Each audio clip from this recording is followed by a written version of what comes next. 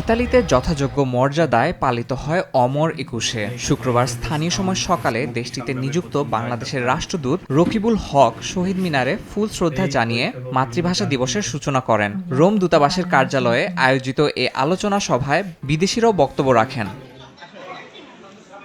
ফিনল্যান্ডে পালিত হল মহান শহীদ দিবস ও আন্তর্জাতিক মাতৃভাষা দিবস।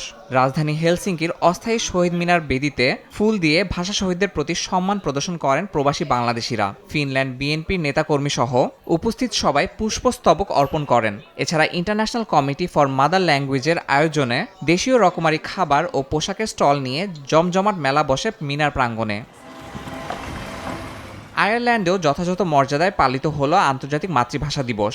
দিনটিতে শোভাযাত্রা, আলোচনা সভা, সাংস্কৃতিক অনুষ্ঠান সহ স্থানীয় কবি সাহিত্যিকদের দেয়া হয় বিশেষ সম্মাননা। সাথে চমক হিসাবে আগামী বছরই স্থায়ী শহীদ মিনার তৈরির ঘোষণাও দেয় all Bangladeshi association of Ireland.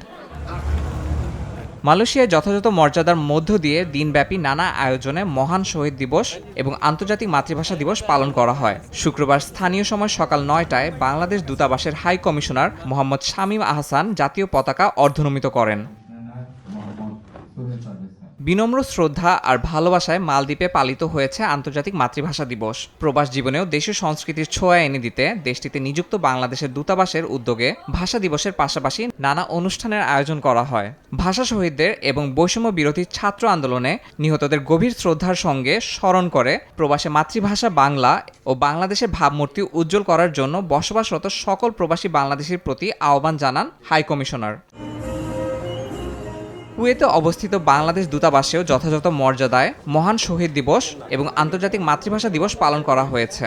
দেশটির বাংলাদেশ দূতাবাসে জাতীয় পতাকা উত্তোলন ও অর্ধনমিতকরণের মাধ্যমে কর্মসূচি শুরু হয়। দূতাবাস প্রাঙ্গণে অবস্থিত শহীদ মিনারে পুষ্পস্তবক অর্পণ এবং ভাষা শহীদদের স্মরণে ১ মিনিট নীরবতা পালন করেন দেশটির নিযুক্ত বাংলাদেশের রাষ্ট্রদূত মেজর জেনারেল সৈয়দ তারেক হোসেন ও অন্যান্য কর্মকর্তারা।